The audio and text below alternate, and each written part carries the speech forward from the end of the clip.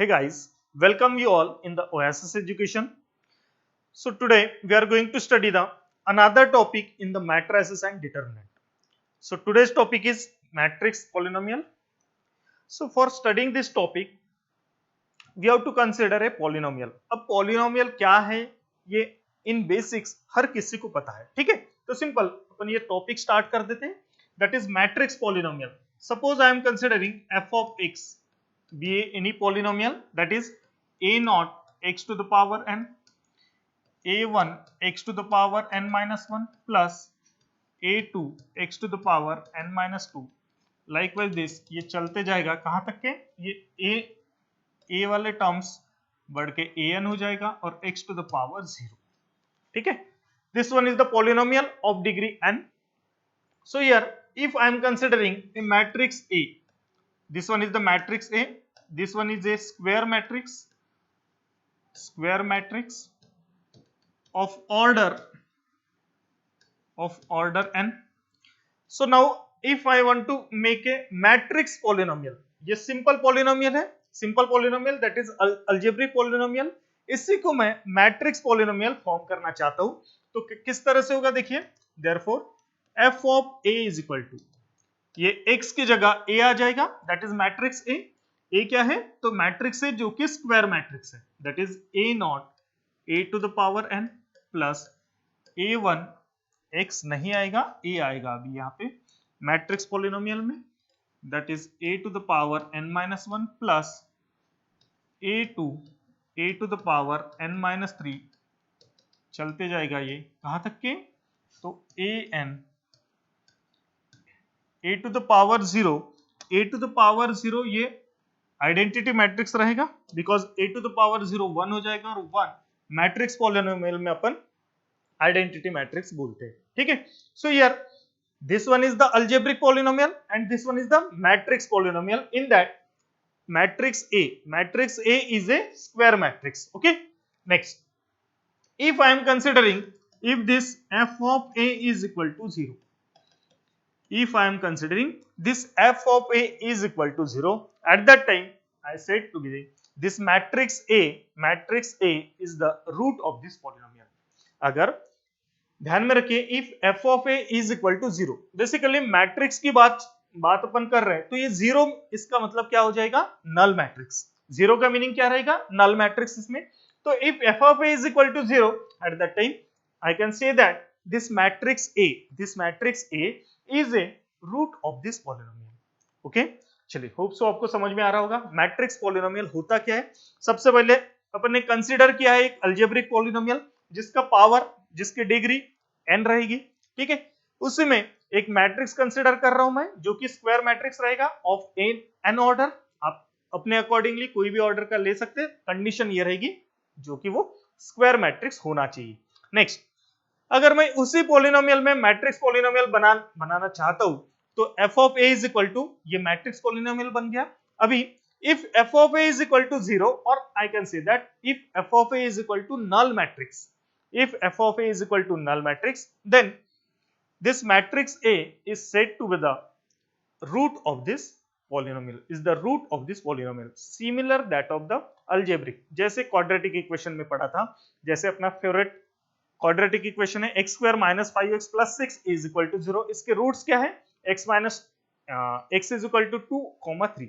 तो जैसे x की जगह अगर मैं 2 या फिर 3 अगर पुट करता हूं तो डेफिनेटली उसकी वैल्यू f ऑफ 2 या फिर f ऑफ 3 0 आता है.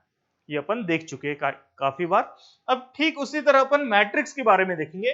तो वो जो रूट रहेगा x है, x की जगह मैं मैट्रिक्स A पुट अप कर रहा हूं और फिर से वही if f of A is equal to 0, at that time I can say that this matrix A is the root of this polynomial. Okay, hope so आपको समझ में आ रहा होगा मैट्रिक्स पॉलिनोमियल क्या है.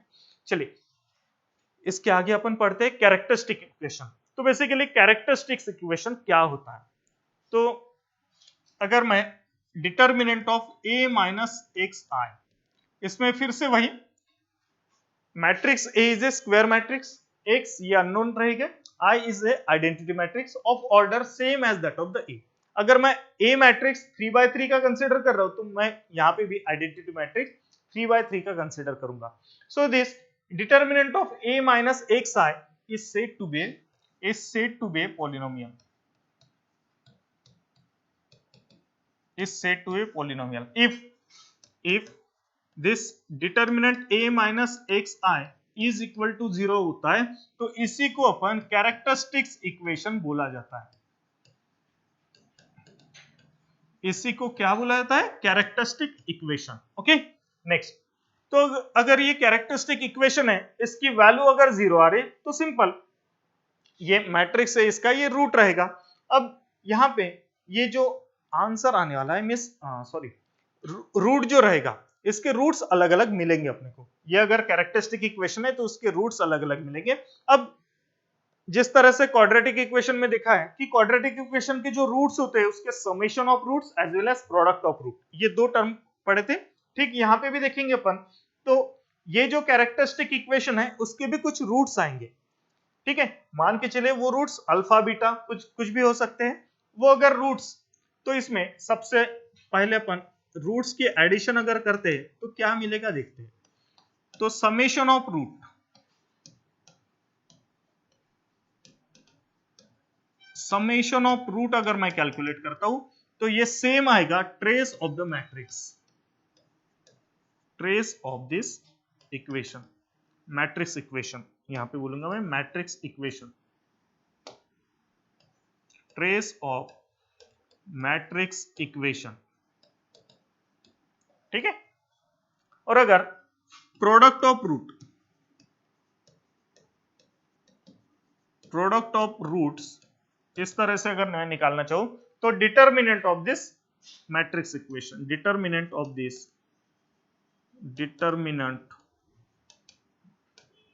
Value of the matrix equation, और या फिर कैरेक्टरिस्टिक इक्वेशन बोल सकता हूं मैं. चलिए, तो देखिए सबसे पहले एक पॉलिनोमियल, कैरेक्टरिस्टिक पॉलिनोमियल अपन ने दिखा है क्या होता है. तो determinant of a minus x I, इसमें मैट्रिक्स a मैट्रिक्स आई ये स्क्वायर मैट्रिक्स रहेगा जिनका ऑर्डर सेम रहने वाला है. तो ये हो गया polynomial in x in matrix a. अब अगर इसको अगर मैं 0 के साथ इक्वेट करता हूं तो ये बन जाएगा कैरेक्टरिस्टिक इक्वेशन. ठीक है, तो इसके कुछ रूट्स आएंगे.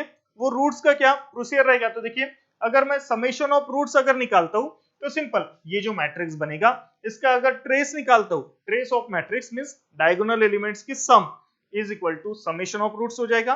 और प्रोडक्ट ऑफ रूट्स अगर मैं कैलकुलेट करता हूं तो इस डिटर्मिनेंट, इस मैट्रिक्स की अगर मैं डिटर्मिनेंट निकालूं तो उसकी डिटर्मिनेंट वैल्यू, इसी का मतलब product of roots. Okay, third point order. Third point is the order. अब देखिए अगर कैरेक्टरिस्टिक इक्वेशन की अगर मैं डिग्री अगर बोलूं, कैरेक्टरिस्टिक इक्वेशन की अगर डिग्री अगर बोलूं तो it is same as that of the order of the matrix. ठीक है, so the degree of characteristic equation, the degree of characteristic equation is same as order of matrix, is same as order of matrix. तो characteristic equation के बारे में इतने points आप ध्यान में रखेंगे. ठीक है, क्या क्या? सबसे पहले उसकी polynomial, generalize form, characteristic equation. Equation अगर पता चल गया तो उसके रूट्स मिलेंगे.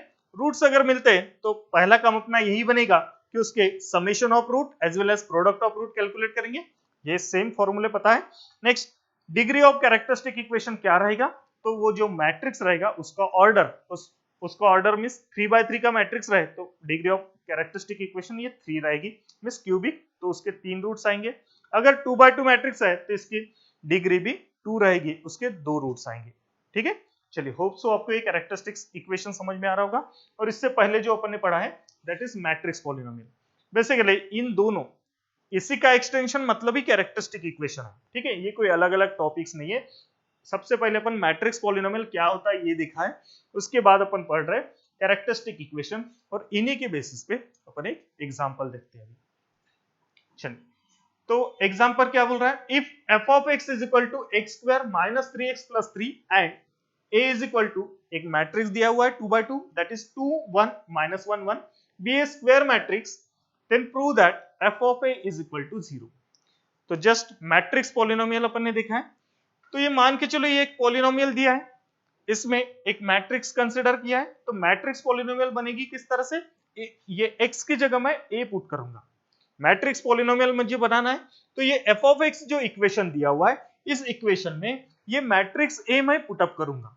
अब मैट्रिक्स a पुटअप करने के बाद अगर ये कंडीशन मिलती है तो मैं इसे नल मैट्रिक्स बोलूंगा, इसे नल मैट्रिक्स, या फिर sorry F of A is equal to 0 मिलता है तो ये नल मैट्रिक्स की तरह हो जाएगा, ये नल मैट्रिक्स की तरह। तो मैं बोल सकता हूं कि ये जो मैट्रिक्स ए जो है इस इक्वेशन का ये रूट है, इस इक्वेशन का ये रूट है। ठीक है, तो अब ये क्वेश्चन ही बोल रहा है कि प्रूव दैट मतलब F of A is equal to 0 आना ही है, अपने को प्रूव करना है। ठीक है, तो प्रूव किस तरह से करेंगे, आपके दिमाग में ये आना चाहिए कि सबसे पहले ये जो फंक्शन दिया हुआ है, इस फंक्शन में x की जगह पर ये मैट्रिक्स ए पुटअप करेंगे और उसके बाद इसको सॉल्व करेंगे आगे। चलिए, तो एफ ऑफ एक्स है, सबसे पहले गिवन दैट एक फंक्शन दिया हुआ है आपको, that is F of X is equal to X square minus 3x plus 3, ये एक फंक्शन दिया हुआ है और एक मैट्रिक्स दिया हुआ है। तो मैट्रिक्स ए मैं यहां पे लिख देता हूं 2 1 minus 1 1। नेक्स्ट, इसमें एफ ऑफ ए मैं पुटअप करूंगा, F of A is equal to ये A square minus 3a plus 3।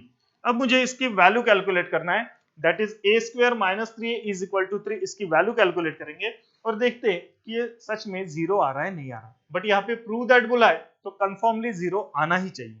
चलिए देखते हैं, ए स्क्वायर मैट्रिक्स ए दिया हुआ है, ए स्क्वायर नहीं दिया, तो ए से ए स्क्वायर अपन निकाल सकते हैं, हर किसी को आता है ये, how to find A square, that is matrix multiplication हो गया ये, दैट इज 2 1 माइनस 1 1, दो बार लिखा मैंने तो ये ए स्क्वायर हो गया, माइनस 3 टाइम्स ए, फिर से 2 1 माइनस 1 1 प्लस 3, और मैट्रिक्स के फॉर्म में लिखना है। अभी ये मैट्रिक्स के फॉर्म में लिखना है, तो ये जो 3 है ये कोई सिंपल ये स्केलर क्वांटिटी नहीं रहेगी, ये स्केलर क्वांटिटी तो है बट इसके साथ एक मल्टीप्लिकेशन में, जिस तरह से अलजेब्रिक जो टर्म्स होती है उसमें अगर 3 है तो 3 मल्टीप्लाइड बाय 1, तो मैट्रिक्स की फॉर्म में अपन बोलेंगे 3 मल्टीप्लाइड बाय आई, और आई क्या होता है, आइडेंटिटी मैट्रिक्स। ठीक है, अब ये 2 by 2 का ऑर्डर है तो इसलिए आइडेंटिटी मैट्रिक्स भी मैं 2 by 2 ऑर्डर का ही लूंगा। चलिए आगे सॉल्व करते हैं अपन।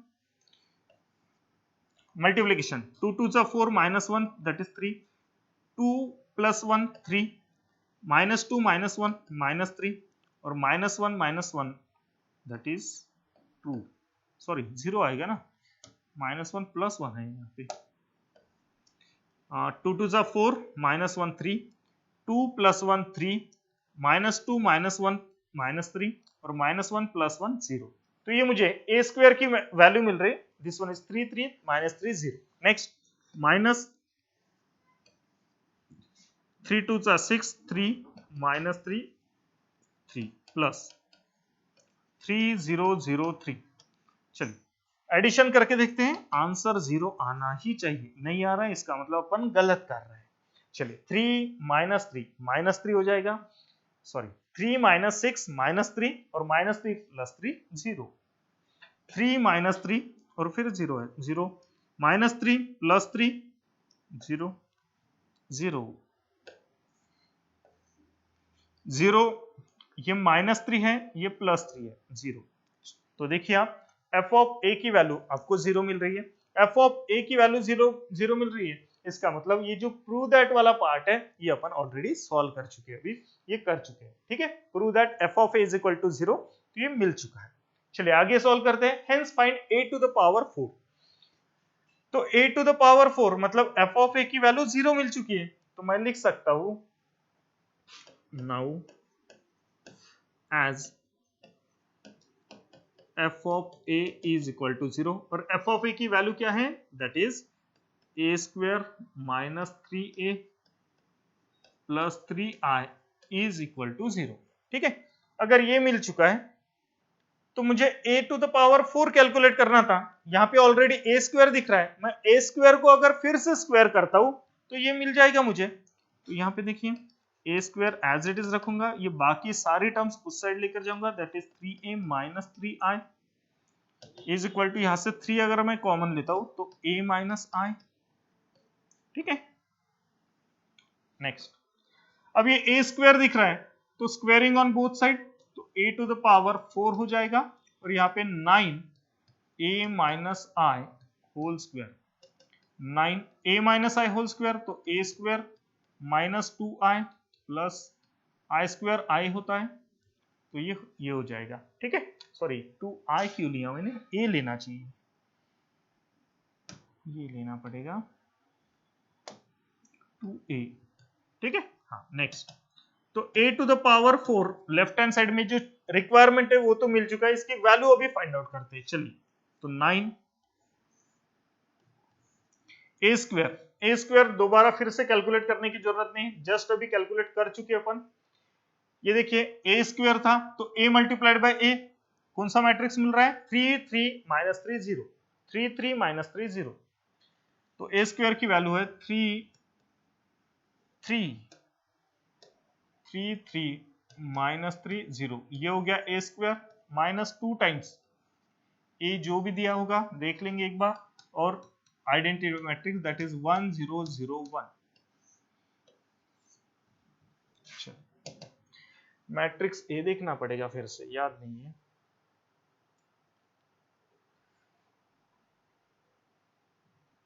ये 2 1 माइनस 1 1, 2 1 माइनस 1 1,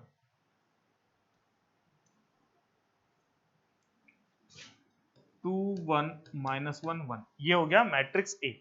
चलिए अब इसको अपन सॉल्व करते हैं, तो 9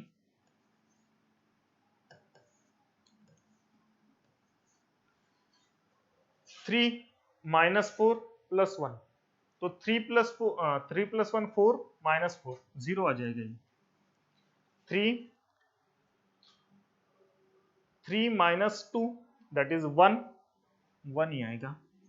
नेक्स्ट, माइनस 3 प्लस 2 माइनस 1 ही है, 0 minus 2 plus 1 minus 2 plus 1 minus 1। ठीक है, तो ये मिल चुका है मुझे matrix A, that is matrix A 0 1 minus 1 minus 1। अभी 9 के साथ अगर मैं इससे मल्टीप्लाई करता हूं तो ये a टू द पावर 4 हो जाएगा, एक 2/2 मैट्रिक्स, इसके करस्पॉन्डिंग एलिमेंट्स को मैं मल्टीप्लाई करूंगा तो ये 9, ये माइनस 9, ये माइनस 9, तो ये मिल चुका है मुझे, that is a to the power 4,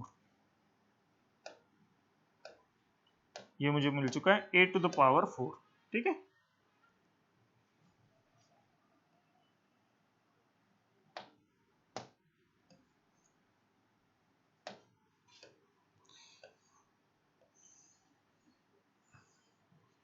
तो a टू द पावर 4 मुझे कैलकुलेट करना था, वही अपन कैलकुलेट कर चुके हैं। तो क्वेश्चन एक ही इसमें देख लेते हैं।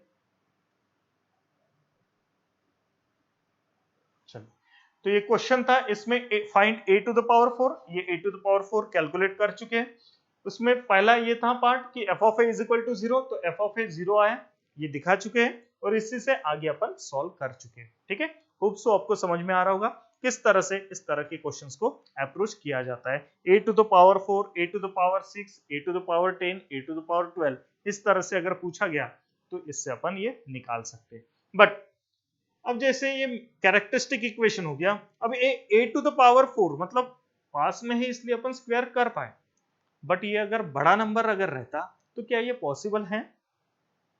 जैसे आप में से किसी ने मुझे 3-4 दिन पहले एक मैसेज किया था कि a to the power 2021 sir निकालना है, किस तरह से निकालेंगे? तो क्या अपन स्क्वायर करते जाएंगे ऐसे ही करना है? बिल्कुल भी नहीं, 3 घंटा तो एक ही प्रॉब्लम हो जाएगा फिर अपना। तो इसके लिए इसके आगे इसी की एक्सटेंशन मेथड मतलब कैले हैमिल्टन मेथड या फिर वो थ्योरम, वो भी पढ़ूंगे अपन, कैले हैमिल्टन थ्योरम। ठीक है, तो बेसिकली ये थ्योरम इनवर्स निकालने के लिए काम में आता है, या फिर अपन यही बोलेंगे टू द पावर, ये जो बड़े पावर्स होते वो भी निकालने के लिए कैले हैमिल्टन थ्योरम का यूज किया जाता है, ध्यान में रखिए। ठीक है, तो इसके लिए फिर से अपन इसका कैरेक्टरिस्टिक इक्वेशन लिखते हैं। दैट इज कैरेक्टरिस्टिक इक्वेशन क्या होगा,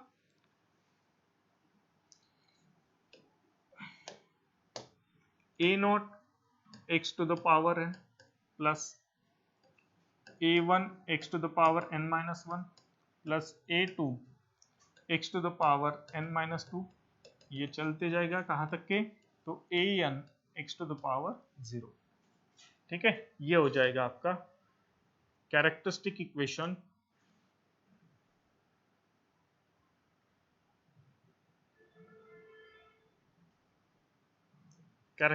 equation that is f of x। ठीक है, f ऑफ x, तो ये हो जाएगा f ऑफ x। अभी इसी को characteristic equation of a means matrix के फॉर्म में अगर बनाना है मुझे, तो सिंपल यहां पे मुझे एक मैट्रिक्स कंसीडर करना पड़ेगा जो कि स्क्वायर मैट्रिक्स रहेगा, square matrix of order n, of order n। तो f ऑफ a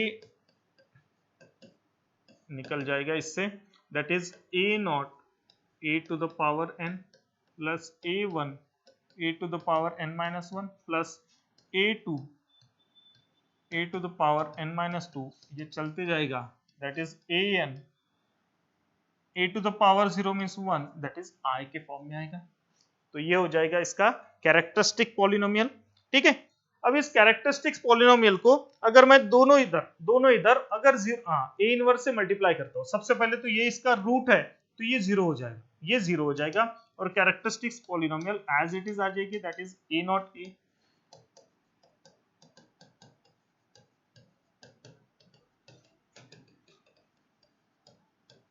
ठीक है, अगर मैं दोनों साइड से अगर a इनवर्स से मल्टीप्लाई करता हूं, तो multiply on both side by a inverse. ठीक है, अपन डायरेक्टली a इनवर्स से मल्टीप्लाई करेंगे तो a इनवर्स i के साथ क्या आ जाएगा, a इनवर्स। तो मैं a इनवर्स का फॉर्मूला डायरेक्टली लिख लेता हूं, a इनवर्स का फॉर्मूला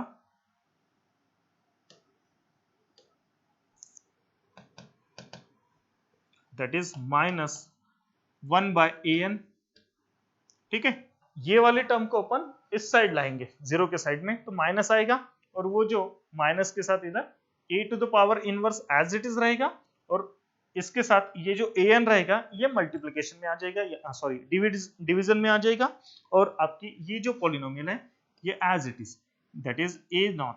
अब देखिए मैं यहाँ पे मल्टीप्लाई कर रहा हूँ a इनवर्स के साथ, ठीक है, a इनवर्स के साथ मल्टीप्लाई कर रहा हूँ, तो ये जो n है a inverse multiplied by a to the power n, तो ये बन जाएगा a to the power n minus 1।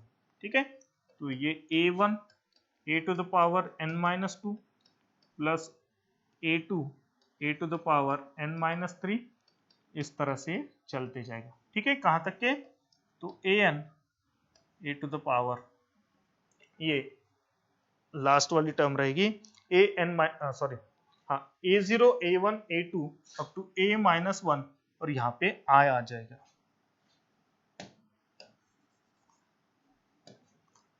an minus 1, और यहाँ पे आ जाएगा r। ठीक है, तो ये हो जाएगा कैले हैमिल्टन थ्योरम, इससे अपन इनवर्स निकाल पाएंगे। ये बेसिकली कैले हैमिल्टन थ्योरम ये कोई भी मैट्रिक्स का इनवर्स निकालने के लिए यूज किया जाता है। ठीक है, तो ये मेथड से अपन इनवर्स निकाल पाएंगे। ये थियोरेटिकल पोर्शन है, समझने के लिए नहीं समझा होगा, मुझे यकीनन मैं बोल रहा हूँ कि ये थियोरेटिकल पोर्शन है, थोड़ा बहुत ही समझा होगा, बट इसके बेसिस पे एक क्वेश्चन अगर सॉल्व करते अपन, तो आपको ये कैले हैमिल्टन थ्योरम क्या होता है ये समझ में आ जाएगा।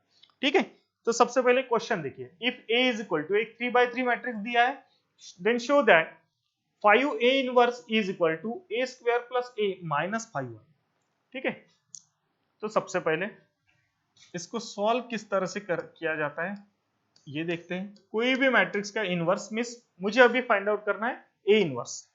देखिए ये शो दैट करना है, इसी का मतलब क्या हुआ, अगर मैं 5 से इधर अगर डिवाइड कर देता हूं तो मेरा a इनवर्स की वैल्यू मिल जाएगी। तो डेफिनेटली यही बोलूंगा मैं कि a अगर मैट्रिक्स है उसका a इनवर्स मुझे कैलकुलेट करना है विद द हेल्प ऑफ कैले हैमिल्टन थ्योरम। ठीक है, तो इसके लिए सबसे पहले अपने को कैरेक्टरिस्टिक इक्वेशन बनाना पड़ेगा और वही कैरेक्टरिस्टिक इक्वेशन का यूज करना पड़ेगा। तो कैरेक्टरिस्टिक इक्वेशन क्या होती है देखते हैं। गिवन डाटा तो एज इट इज ए, तो characteristic equation is characteristic equation is, तो characteristic equation determinant of a minus x I is equal to 0। ये किस तरह से बनाते हैं यही समझ में आ जाना चाहिए, तो अपना आंसर आ जाएगा ऑटोमेटिकली। चलिए, तो कैरेक्टरिस्टिक इक्वेशन सबसे इंपॉर्टेंट है इसमें।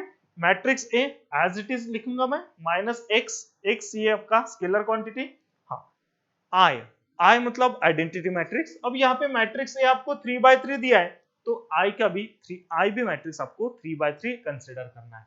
तो डिटर्मिनेंट ऑफ मैट्रिक्स ए, सबसे पहले तो मैं यही चाहूंगा कि ये डिटर्मिनेंट में फाइंड आउट करने से better upon a minus x I find out करते हैं। तो a माइनस एक्स आई अपन सबसे पहले फाइंड आउट करते हैं।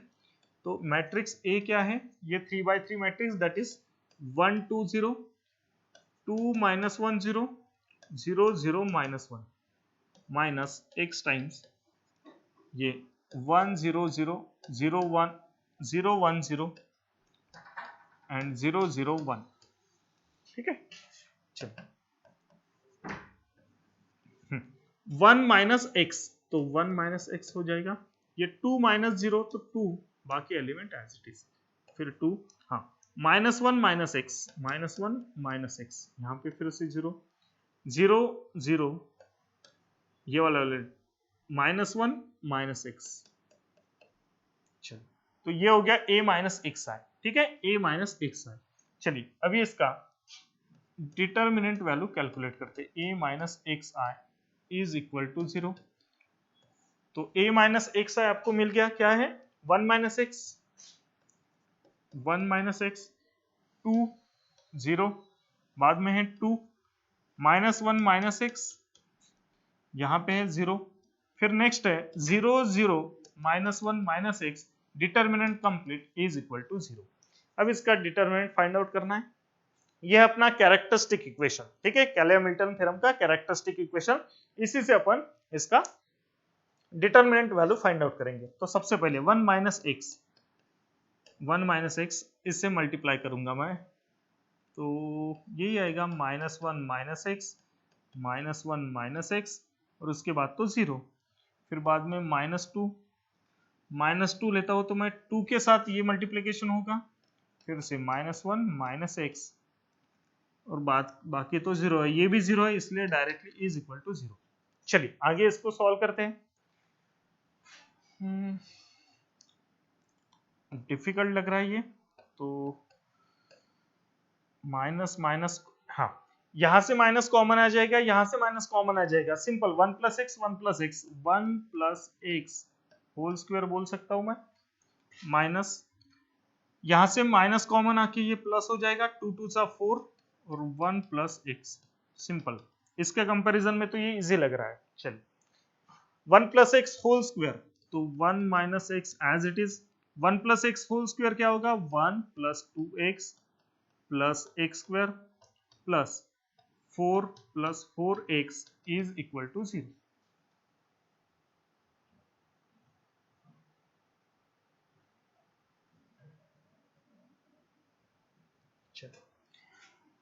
तो 1 के साथ पहले मल्टीप्लाई करना पड़ेगा, तो 1 plus 2x plus x square, फिर x के साथ मल्टीप्लाई करना पड़ेगा, तो minus x minus 2x square plus, sorry plus नहीं माइनस,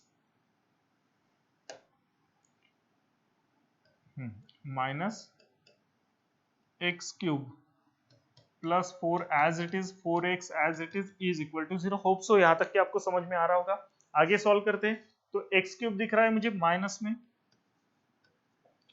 एक्स स्क्वायर की, हाँ, ये plus x square minus 2x square, तो माइनस एक्स स्क्वायर बचेगा, 2x minus x, x plus x plus 5x, next 1 plus 4 plus 5 is equal to 0। कोई term छुटी है क्या? सबसे पहले एक्स क्यूब लिया मैंने, फिर एक्स स्क्वायर वाले टर्म्स लिया, तो दो टर्म्स मिलते हैं, माइनस 1 बराबर है, फिर x2 माइनस 1 1, 1 प्लस 4 5x बराबर है 1 प्लस 4 5। चलिए करेक्ट। तो ये माइनस के साथ है तो ये उस साइड लेकर जाऊंगा, तो ये x cube plus x square minus 5x minus 5 is equal to 0, is equal to 0। तो ये हो गया अपना इक्वेशन, ये हो गया characteristic equation, that is x cube plus x square minus 5x minus 5 is equal to 0। Now by using Cayley Hamilton theorem, by using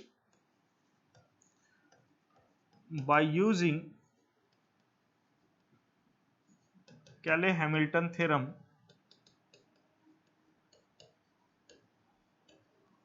यहां पे जो मैट्रिक्स दिया है अपने को ए मैट्रिक्स, वो अपन पुट अप करेंगे।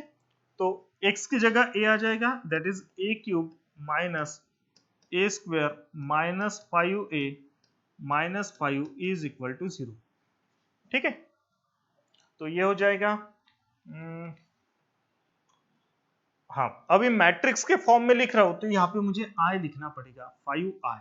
ठीक है, अब देखिए मुझे a इनवर्स कैलकुलेट करना है 5a इनवर्स, तो डेफिनेटली ये माइनस 5 को मैं उस साइड लेकर जाऊंगा, तो ये बन जाएगा 5i plus is equal to a cube minus a square minus 5a।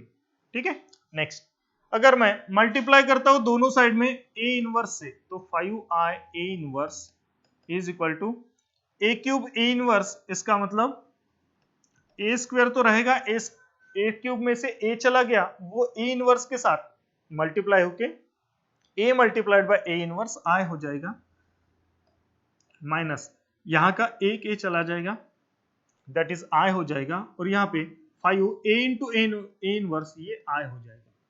तो अपना इक्वेशन बनेगा 5a inverse is equal to a square i means a square minus a minus 5i। क्या आपको यही प्रूव करना था? चेक करते अपन।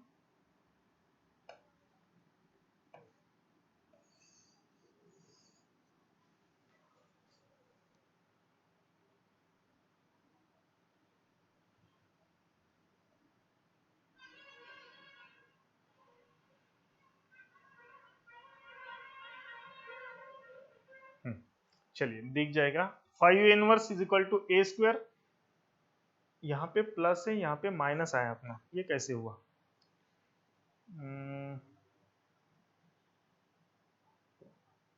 5i प्लस की जगह माइनस अपना आ रहा है, ये गलती हो रही, that is A cube minus A square. हाँ, ये लिखते टाइम यहाँ पे गलती किया मैंने, देखिए इसीलिए ऐसा हो रहा है। ये देखिए ये अपना कैरेक्टरिस्टिक इक्वेशन है, इसमें प्लस है, और यहाँ पे मैंने यूजिंग कैले-हैमिल्टन थ्योरम ये x की जगह a पुट अप किया, बट ये माइनस का प्लस करना, प्लस ही चाहिए था, तो वहां पे माइनस कर चुका हूं मैं।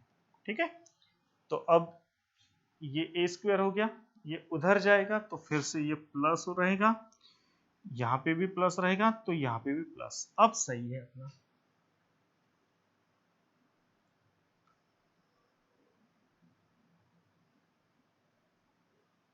That is 5a inverse is equal to a square plus a minus 5a।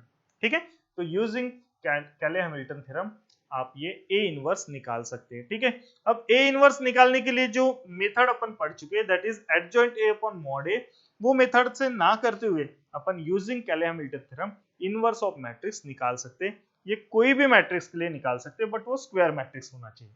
ठीक है, वो स्क्वायर मैट्रिक्स होना चाहिए। वो जो मेथड अपन पढ़ चुके हैं वो तो वर्सटाइल मेथड है, कोई भी मैट्रिक्स कोई भी रहने दो, कोई भी ऑर्डर का रहने दो, कोई भी हॉरिजॉन्टल रहने दो, वर्टिकल रहने दो, या फिर रो मैट्रिक्स, कॉलम मैट्रिक्स, कुछ भी मैट्रिक्स रहे, वो मेथड से तो निकल ही जाएगा। ये एक एडवांस मेथड, दैट इज कैले-हैमिल्टन, जल्दी निकल आता है, इससे ज्यादा कैलकुलेशन करने की जरूरत नहीं है। हाँ, तो यूजिंग कैले-हैमिल्टन थ्योरम ये अपन प्रूव कर सकते हैं, निकाल सकते हैं। ठीक है, होप सो आपको समझ में आ रहा होगा। नेक्स्ट, चल, तो कैले-हैमिल्टन थ्योरम के बाद एक नया टॉपिक पढ़ते हैं, that is solution of system of linear equations using matrix. ठीक है, एक सिस्टम ऑफ इक्वेशन अपने को कंसीडर करना पड़ेगा। मान के चलते कि एक system of equation that is a1x plus b1y plus C1Z is equal to D1। अगर मैं ये एक इक्वेशन कंसिडर कर रहा हूं, इसी का सेकंड इक्वेशन देखिए A2X plus B2Y plus C2Z is equal to D2। Next equation consider करता हूं A3X plus B3Y plus C3Z is equal to D3। ठीक है, ये तीनों इक्वेशन मैंने कंसिडर किया है और ये एक सिस्टम करके मैं कंसिडर कर रहा हूं। ये तीनों इक्वेशंस एक सिस्टम करके मैं कंसिडर कर रहा हूं। अब देखिए इन तीनों इक्वेशंस को मैं एक मैट्रिक्स के फॉर्म में लिखूंगा। इन तीनों इक्वेशंस को मैं क्या करूंगा, मैट्रिक्स के फॉर्म में लिखूंगा। तो किस तरह से ये तीनों इक्वेशंस को लिखा जाता है मैट्रिक्स के फॉर्म में, that is ax is equal to b, where matrix A क्या बनता है। देखिए मैट्रिक्स ए मतलब एक ऐसा मैट्रिक्स जो कि इनके कोएफिशिएंट से बना हुआ मैट्रिक्स रहेगा, that is a1 b1 c1। पहली रो में आएंगे a1 b1 c1, second row में सेकंड इक्वेशंस के आएंगे coefficient, that is a2 b2 c2, a2 b2 c2। Third row में थर्ड इक्वेशन के कोएफिशिएंट्स आएंगे, इसलिए जिस ऑर्डर में इक्वेशन दिया रहेगा उसी ऑर्डर में लिखना कंपल्शन रहेगा। ठीक है, that is a3 b3 c3, a3 b3 c3। ये हो गया अपना मैट्रिक्स ए। मैट्रिक्स एक्स अगर मैं कंसिडर करता हूं तो कौन सा रहेगा, वो रहेगा वेरिएबल्स वाला मैट्रिक्स। ये तीनों इक्वेशंस में वेरिएबल क्या है, तो एक्स वाई जेड आपको वेरिएबल दिख रहे हैं, ऑर्डर भी वही है, दैट इज पहले एक्स है बाद में वाई बाद में जेड। तो ठीक उसी सीक्वेंस में अपन लिखेंगे, वही सीक्वेंस फॉलो करेंगे, that is x is equal to matrix x, ये है matrix x is equal to ये वेरिएबल्स एक्स वाई जेड। ठीक है, नेक्स्ट मैट्रिक्स बी, इसमें क्या होगा, तो ये जो कांस्टेंट टर्म आपको दिख रही है इक्वालिटी साइन के राइट हैंड साइड में, यही इन्हीं से जो मैट्रिक्स बनेगा वो बनेगा मैट्रिक्स बी, दैट इज उसमें कोएफिशिएंट्स आएंगे d1 d2 d3, इसके एलिमेंट्स, कोएफिशिएंट नहीं एलिमेंट्स। चलिए तो देखिए ये जो मैट्रिक्स ए है, ये मैट्रिक्स ए हमेशा ये स्क्वायर मैट्रिक्स रहेगा, ये ध्यान में रखिए। ठीक है, अगर ये दो इक्वेशंस दिया है तो वहां पे दो अननोन फाइंड आउट करना है, तीन इक्वेशन है तो तीन अननोन, चार इक्वेशन दिया है तो चार इनवर्स 4x4 मैट्रिक्स, वो तो काफी बड़ा हो जाएगा, लेंदी हो जाएगा वो प्रॉब्लम। चलिए तो आपको ये समझ में आ गया होगा कि ये जो इक्वेशंस, ये एक सिस्टम ऑफ इक्वेशंस दिया हुआ है, ये इक्वेशंस को अपन ने मैट्रिक्स फॉर्म में किस तरह से रिप्रेजेंट किया है। रिप्रेजेंट करने का तरीका ax is equal to b, उसमें मैट्रिक्स ए क्या है, तो ये जो इक्वेशन दिया है उनके कोएफिशिएंट से जो बनता है मैट्रिक्स वो होता है मैट्रिक्स ए। मैट्रिक्स एक्स मतलब वेरिएबल वाला मैट्रिक्स और मैट्रिक्स बी मतलब मींस कांस्टेंट वाला मैट्रिक्स। ठीक है, इनका ऑर्डर भी आपको समझ में आ रहा होगा, 3x3 इसका ऑर्डर है 3x1 and next matrix be also है 3x1। ओके, चलिए अब इन्हीं के बारे में पढ़ते हैं कि ये सिस्टम कंसिस्टेंट रहेगी, इनकंसिस्टेंट रहेगी, कब सॉल्यूशन देगी, कब उसको सिस्टम को सॉल्यूशन ही नहीं रहेगा, इसके बारे में अभी इन डिटेल पढ़ेंगे। तो पहले तो आपको यही समझना चाहिए कि ये जो सिस्टम ऑफ इक्वेशन दिया है उस सिस्टम ऑफ इक्वेशन को अपन ने मैट्रिक्स के फॉर्म में किस तरह से रिप्रेजेंट करेंगे, तो यही है तरीका रिप्रेजेंट करने का। ओके, चलिए आगे देखते हैं। अब ax is equal to B, ax is equal to B, देखिए ax is equal to B, ये जो अपने सिस्टम है मैट्रिक्स पॉलिनोमियल मींस मैट्रिक्स की जो सिस्टम है, इसमें देखिए अगर मैट्रिक्स ए आपका अगर सिंगुलर होता है तो क्या होता है और नॉन सिंगुलर होता है तो क्या होता है, क्योंकि इसमें ax is equal to B, इसमें दो ही पॉसिबिलिटीज है। जैसे मैट्रिक्स ए के ऊपर डिपेंड रहेगा, मैट्रिक्स ए अगर आपका सिंगुलर मैट्रिक्स है तो क्या हो जाएगा, उसका डिटर्मिनेंट जीरो, अगर उसका डिटर्मिनेंट जीरो है तो वो सिस्टम को तो सॉल्यूशन से नहीं रहेंगे, वो सिस्टम को तो सॉल्यूशन ही नहीं रहेंगे, तो वो कोई काम की नहीं, बट वो भी अपन देखेंगे। सेकंड क्या हो सकता है कि ये मैट्रिक्स जो है वो नॉन सिंगुलर है, अगर नॉन सिंगुलर है तो इसी का मतलब इस सिस्टम को सॉल्यूशंस रहेंगे, मींस इस मैट्रिक्स का डिटर्मिनेंट वैल्यू ये नॉन जीरो रहेगा। नॉन जीरो रहेगा तो आगे क्या किस तरह से फाइंड आउट करेंगे, चलिए देखते हैं। तो इफ यहां पे लिखना पड़ेगा if matrix A is non-singular, if matrix A is non-singular, non-singular है इसी का मतलब determinant of A is not equal to 0। ठीक है, तो अब ये कंडीशन आ गई, तो ये इस पे ax is equal to B, इसको अपन सॉल्व किस तरह से करेंगे? देखिए, multiply a inverse on both side, तो क्या हो जाएगा यहाँ पे a inverse multiplied by a multiplied by x is equal to a inverse b। यहाँ पे देखिए लेफ्ट हैंड साइड में a inverse multiplied by a, जो इनवर्स ऑफ मैट्रिक्स इसकी प्रॉपर्टी होती है, अगर a inverse multiplied by a है तो सिंपल वो आइडेंटिटी मैट्रिक्स होता है इक्वल टू, तो a inverse b। Identity matrix के साथ कोई भी मैट्रिक्स आप मल्टीप्लाई करो तो आंसर तो कोई भी मैट्रिक्स मिलता है, जो जिससे मल्टीप्लाई करेंगे वही मिलेगा, दैट इज x। तो यहाँ पे x की वैल्यू मिल जाएगी आपको a इनवर्स b। अब देखिए, एक कल जो अपन ने प्रॉपर्टीज पढ़ा था मैट्रिक्स की, इनवर्स ऑफ ए मैट्रिक्स की, inverse of A matrix is a unique matrix. अगर वो यूनिक मैट्रिक्स है तो यहाँ पे देखिए x is equal to a inverse b, ये अगर यूनिक मैट्रिक्स है तो ये मल्टीप्लिकेशन के साथ भी एक ही मैट्रिक्स पॉसिबल है, मींस इसमें जो सॉल्यूशन मिलेगा वो हमेशा यूनिक सॉल्यूशन मिलेगा। जब भी ये जो कंडीशन अपन कंसीडर कर रहे हैं, that is if matrix A is a non singular, अगर ये नॉन सिंगुलर रहेगा तो हमेशा जो सिस्टम है वो सिस्टम हमेशा कंसिस्टेंट सिस्टम रहेगी और उसके जो सॉल्यूशंस रहेंगे वो हमेशा यूनिक सॉल्यूशन रहेंगे। देयरफॉर अपन यहां पे लिखेंगे system is always consistent and it has unique solution। ध्यान में रखें, unique solution and it has unique solution। Hope so आपको ये पार्ट 1 समझ में आ रहा होगा। अब इसको यूनिक सॉल्यूशन है, और ये कब आता है यूनिक सॉल्यूशन है, इसका मतलब क्या है कि वो मैट्रिक्स नॉन सिंगुलर है। आपको जो मैट्रिक्स ए रहेगा वो नॉन सिंगुलर मैट्रिक्स रहेगा। ठीक है, अब ध्यान में रखिए कि ये जो मैट्रिक्स ए है ये सिंगुलर मैट्रिक्स होता है, तो क्या पॉसिबिलिटीज आती है वो देखेंगे अभी। If matrix A is a singular matrix,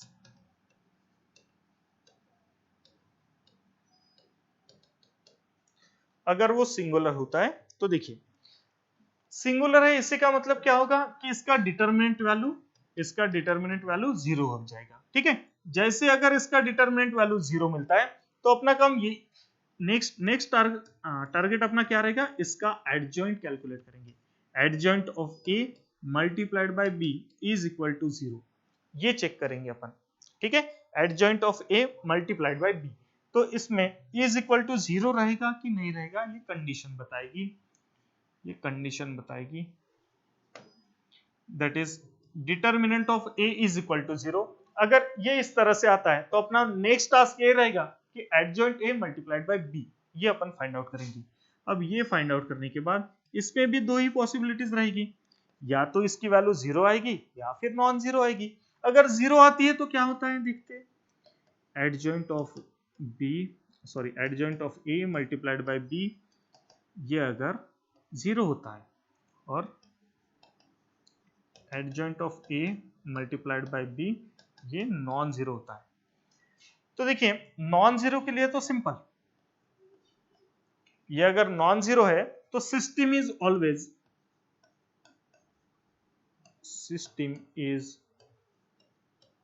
always inconsistent, और जब भी सिस्टम इनकंसिस्टेंट होती है इट हैज नो सॉल्यूशन, वो कोई भी सॉल्यूशन नहीं देती है। Therefore it has no solution. ठीक है, चलो अब अपन कैलकुलेट कर रहे हैं adjoint of A multiplied by B, इसकी वैल्यू अगर 0 आती है तो फिर से इसमें दो पॉसिबिलिटीज रहेगी, कौन कौन सी, कि सिस्टम ये कंसिस्टेंट भी हो सकती है और इनकंसिस्टेंट भी हो सकती है। ठीक है, सिस्टम इनकंसिस्टेंट, तो अगर सिस्टम इस टाइम पे कंसिस्टेंट अगर होती है तो अपन यही बोलेंगे कि system provides infinite solution. System provides infinite solution.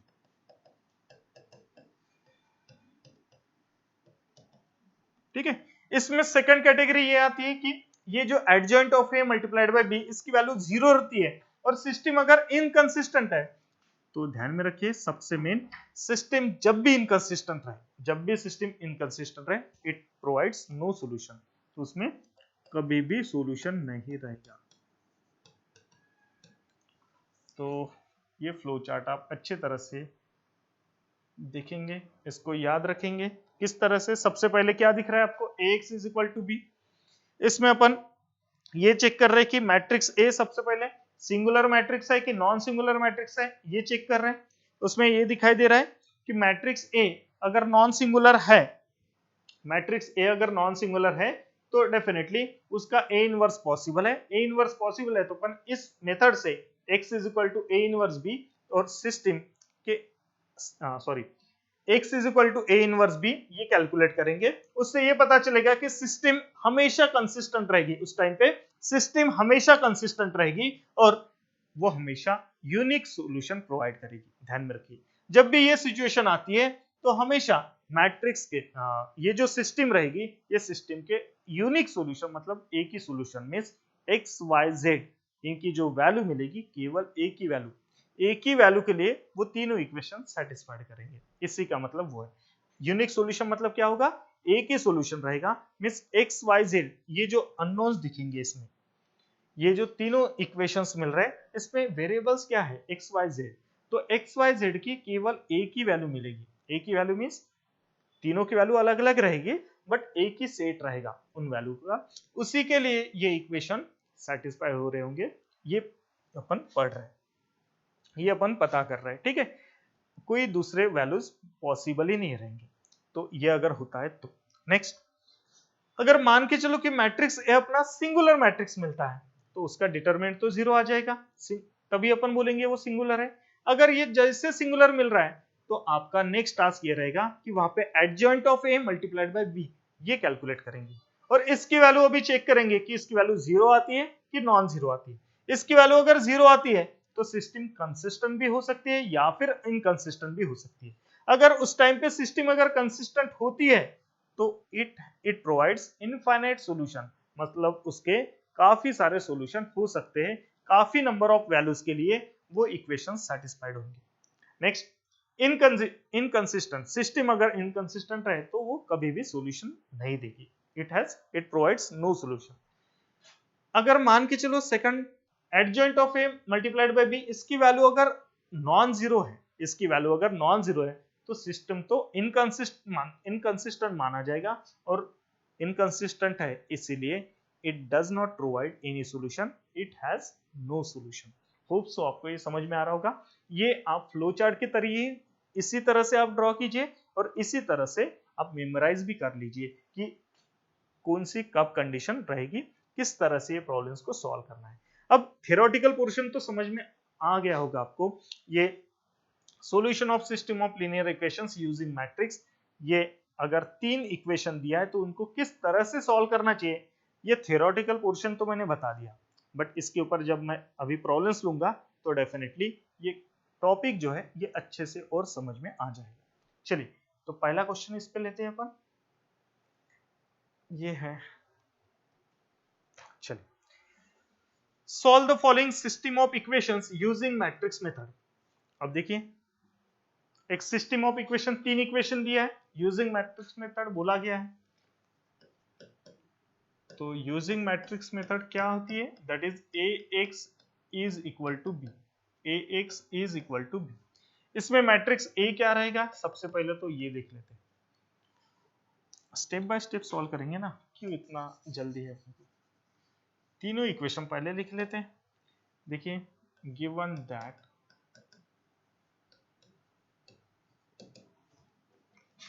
that is x plus 2y plus z is equal to 7।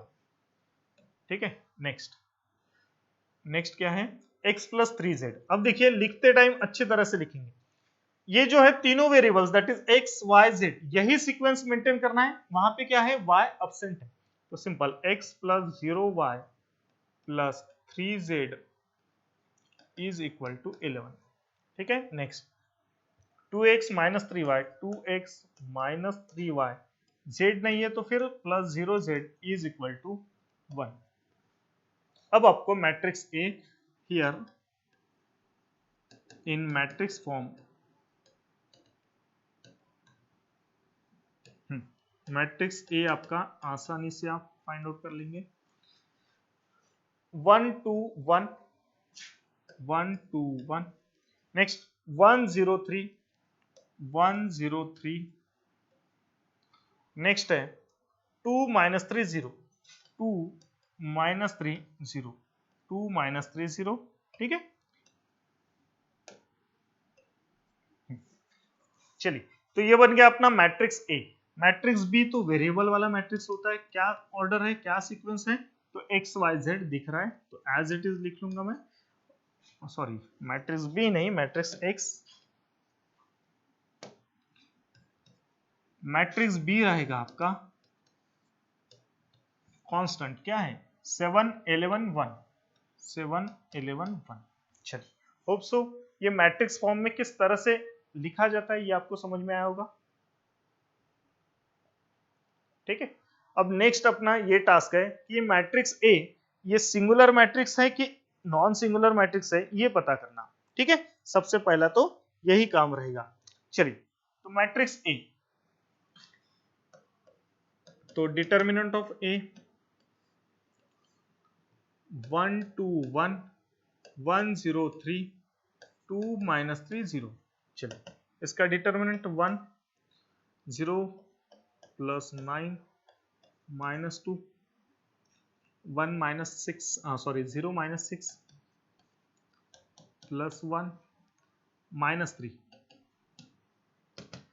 तो ये 9 प्लस 12 माइनस 3, 12 माइनस 3 ये हो जाएगा 9, 9 प्लस 9 18। तो इसका डिटर्मिनेंट की वैल्यू 18 मिल रही है। मीन्स मैं यहाँ पे ये लिख सकता हूँ determinant of A is not equal to 0, therefore matrix A is non singular matrix. ये नॉन सिंगुलर मैट्रिक्स रहेगा और नॉन सिंगुलर मैट्रिक्स है, therefore system is consistent, system consistent है and it provides unique solution, it provides unique solution. चलिए देखते हैं, यही पढ़ा था अपन ने ax is equal to B. सबसे पहले तो डिटर्मिनेंट ऑफ a कैलकुलेट किए, नॉट इक्वल टू 0 आ रहा है, तो यही सिस्टम ऑलवेज कंसिस्टेंट होती है और वो यूनिक सॉल्यूशन प्रोवाइड करती है। किस तरह से, तो ये फॉर्मूला यूज करना पड़ेगा, that is x is equal to a inverse b। तो ये हो गया। अभी अपना मेन काम वही है कि a इनवर्स फाइंड आउट करेंगे। तो a इनवर्स फाइंड आउट करने के लिए फॉर्मूला क्या रहेगा, that is adjoint of a upon determinant of a। अब एडजॉइंट ऑफ ए निकालना यही तो सबसे बड़ा टास्क है, बट इसके लिए शॉर्ट ट्रिक मैं अभी बताऊंगा, अच्छे से ध्यान दीजिए। 3x3 मैट्रिक्स है, काफी काम में आएगी अच्छी तरह से, होप सो। जो मेथड मैंने बताया था कोफैक्टर मैट्रिक्स फाइंड आउट करने की, वही मेथड से कर रहे हैं, बट उतना कैलकुलेशन तो नहीं लिखेंगे अभी, क्योंकि काफी प्रैक्टिस आपकी हो चुकी होगी। कोफैक्टर मैट्रिक्स कैसे निकालते हैं ये समझ में आया होगा, उसका ट्रांसपोज करके अपन एडजॉइंट मैट्रिक्स निकालते हैं। तो सबसे पहले एडजॉइंट मैट्रिक्स अपन डायरेक्टली कैसे निकालेंगे ये देखते हैं। कुछ भी कैलकुलेशन में लिखने की जरूरत नहीं, ध्यान में रखिए। चलिए मैट्रिक्स यहां पे है। अब देखिए कंसेप्ट की तरह जाएंगे लेकिन लिखेंगे नहीं। एडजॉइंट ऑफ मैट्रिक्स क्या होता है, कोफैक्टर का ट्रांसपोज। अब इसका अगर मैं कोफैक्टर निकालता हूं तो उसी जगह पे रहेगा, इसका अगर कोफैक्टर निकालता हूं तो उसी जगह पे रहेगा। लाइकवाइज ये एलिमेंट के लिए अगर कोफैक्टर निकालता हूं तो उसी जगह पे रहेगा। मींस कोफैक्टर मैट्रिक्स तो वैसे ही, उनकी पोजीशन वैसे ही रहेगी। अब एडजॉइंट निकालना है तो इनको, ये जो कोफैक्टर मैट्रिक्स बनेगा इसका ट्रांसपोज लेना है। ट्रांसपोज में क्या होता है, जो रो होती है वो कॉलम बन जाता है। तो सिंपल, जब आप कोफैक्टर निकालेंगे रो के, लिखेंगे यहाँ पे डायरेक्ट कॉलम वाइज। क्लियर है? वो जो माइनस प्लस वाला जो इश्यू है ये बाद में देखेंगे, सबसे पहले लिखना किस तरह से।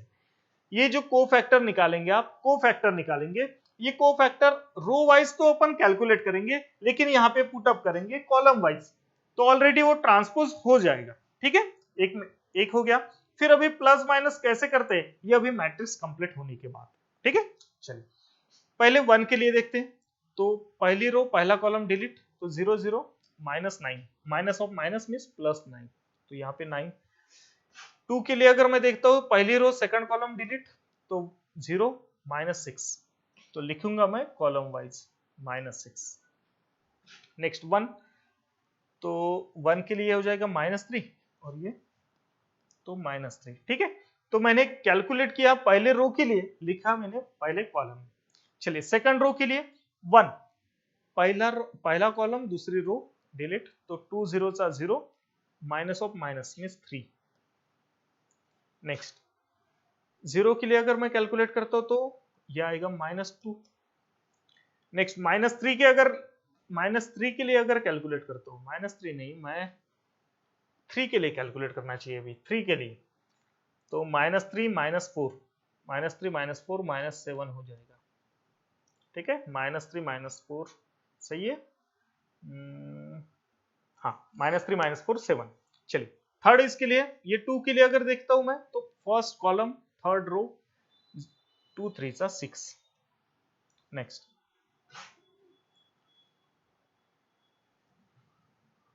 ये कैलकुलेट करते टाइम तो कंफ्यूजन काफी होता है। ये 2 के लिए जस्ट लिखा मैंने -3, हाँ, तो ये रो और ये कॉलम 3 1 3 -1, 3 -1 2। चलिए नेक्स्ट ये 0 के लिए निकालते हैं, तो 0 -2। चलिए अब तो अपना कोफैक्टर भी निकल चुका है और उसका एडजॉइंट भी बना है, बट एडजॉइंट में अभी माइनस, ये जो था that is -1 to the power 1 + 1 2 + 1 जो लेते हैं अपन, वो किस तरह से, तो ध्यान रखिए ये जो एलिमेंट्स होते हैं, ये जो एलिमेंट्स होते हैं केवल अपन उनके साइन चेंज कर देंगे। देखिए 3 -6 7 और 2, ये जो एलिमेंट्स दिख रहे हैं, इनके केवल जो भी साइन आ चुके वो अपन चेंज कर देंगे, तो डेफिनेटली ये एडजॉइंट मैट्रिक्स बन जाएगा। बार बार फिर से वो लिखने की जरूरत नहीं। किस तरह से, जो मैंने क्या बताया, ये जो, ठीक है, स्क्वायर समान फॉर्म होगा, स्क्वायर समान, ठीक है, या फिर डायमंड बोलेंगे अपन, डायमंड बोलेंगे उसको। ये जो डायमंड शेप जो फॉर्म हो रहा है इस मैट्रिक्स के अंदर, जो एलिमेंट्स है उनके साइन चेंज कर देंगे, तो 3 का -3 +6 +7 और -2। ठीक है, तो ये हो गया अपना, ये फाइंड आउट कर चुके अपन adjoint of A. Adjoint of A क्या मिल चुका है आंसर, एडजॉइंट ऑफ ए सबसे पहले 9 + 6, सॉरी 9 -3 6 बराबर है 6 -2 -2, नेक्स्ट टाइम -3 7 -2। ठीक है, तो ये हो चुका है अपना adjoint of A, directly upon calculate करेंगे। ठीक है, अब देखिए ए इनवर्स क्या होता है, adjoint of A upon determinant of A. Determinant तो ऑलरेडी अपन कैलकुलेट कर चुके थे, हाँ आंसर 18 है, तो यहाँ पे ए इनवर्स की वैल्यू हो जाएगी, दैट इज ये जो मैट्रिक्स है, ये मैट्रिक्स फिर से मुझे लिखना पड़ेगा, दैट इज 9 -3 6 6 -2 -2, नेक्स्ट है -3 +7 -2 अपॉन 18। ठीक है, तो ये बन जाएगा ए इनवर्स। नेक्स्ट अभी अपना टास्क वही है कि उसके सॉल्यूशन फाइंड आउट करेंगे, तो now x is equal to A inverse B.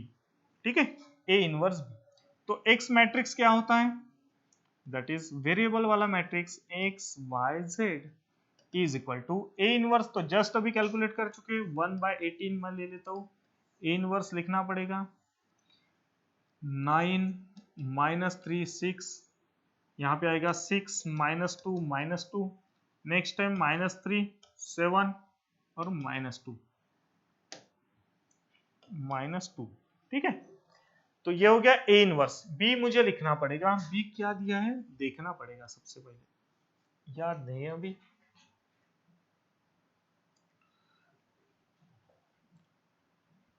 Seven 11 1, 7 11 1, ये अपना बी मैट्रिक्स है, ठीक है, ये अपना बी मैट्रिक्स है। चलिए, तो अभी दो मैट्रिक्स दिख रहे हैं, तो इनका मल्टीप्लिकेशन कर लेते हैं, इनका मल्टीप्लिकेशन कर लेते हैं अपन।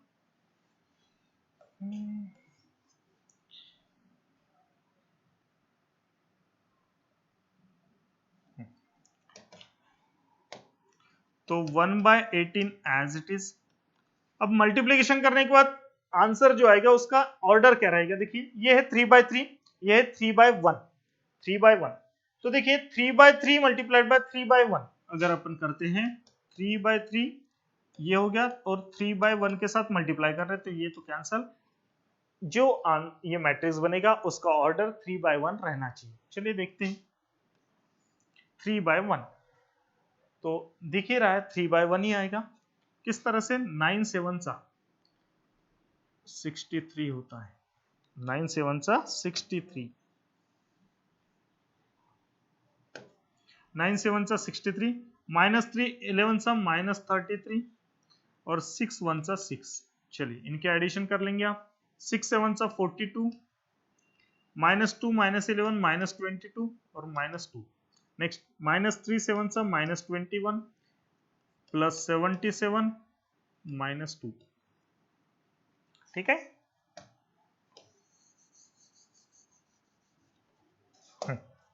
नेक्स्ट 1/18, हाँ 63 -33, 3 में से 0, 6 में से 3 गए, 3 प्लस, सॉरी 30 + 6 36, -42 -22, मतलब 20 बचेंगे, 20 - 2 18 बचेगा यहाँ पे।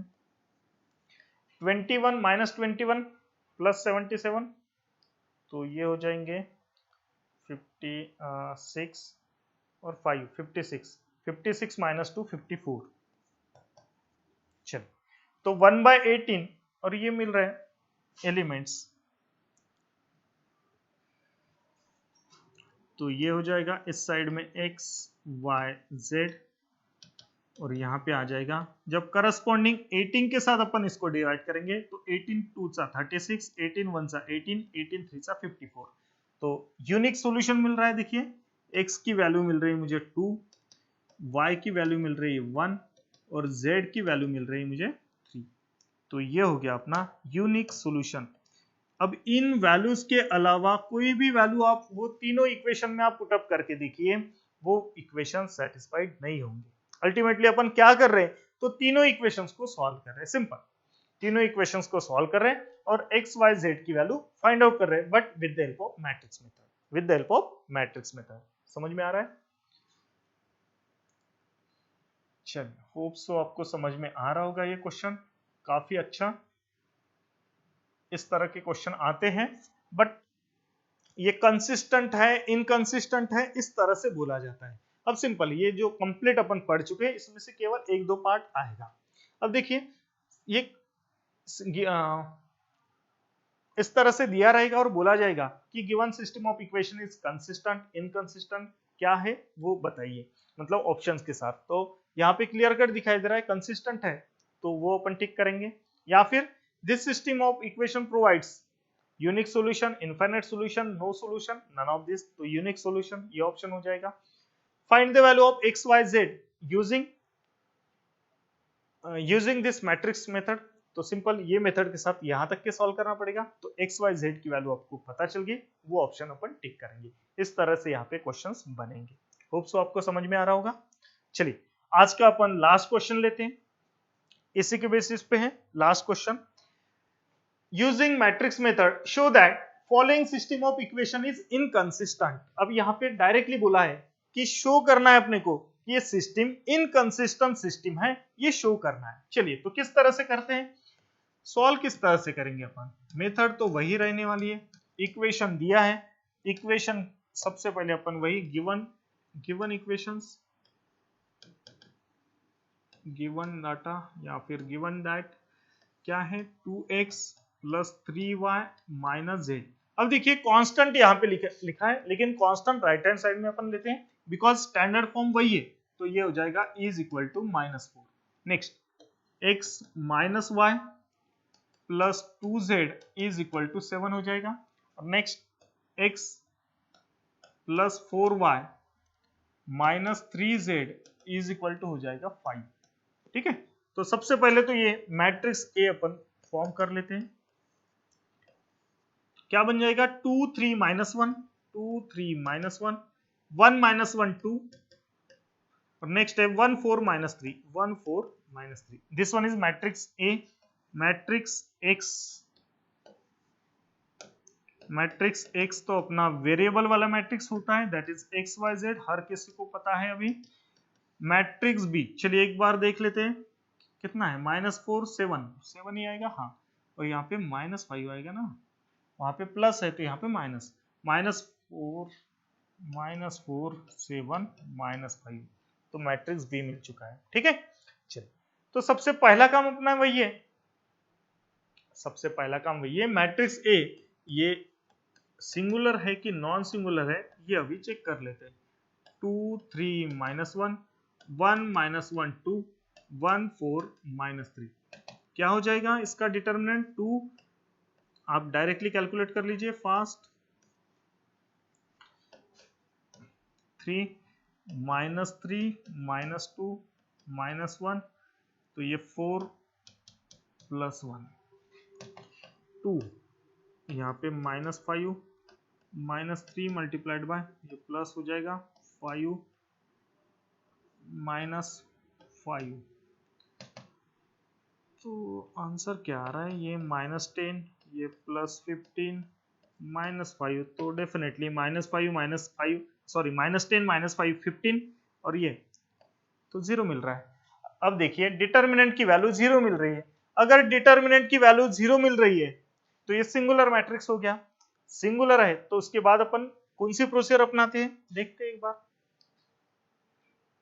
देखिए मैट्रिक्स अपना सिंगुलर हो चुका है। अभी पहला वाला क्वेश्चन तो वो वाला था, अभी सिंगुलर हो चुका है। सिंगुलर होने के बाद अपना नेक्स्ट टास्क वही है, adjoint of A multiplied by B, ये अपन कैलकुलेट करेंगे और उसकी वैल्यू 0 है नहीं है चेक करेंगे। हाँ, तो अपना नेक्स्ट टास्क ये रहेगा, adjoint A multiplied by B calculate करेंगे। तो सबसे पहले तो एडजॉइंट ए कैलकुलेट करना पड़ेगा, उसके लिए एडजॉइंट ए अब डायरेक्टली अपन कैलकुलेट करेंगे। कोफैक्टर निकालेंगे, रो वाइज लिखेंगे यहाँ पे कॉलम वाइज। 2 के लिए क्या हो जाएगा 3 - 8 दैट इज -5,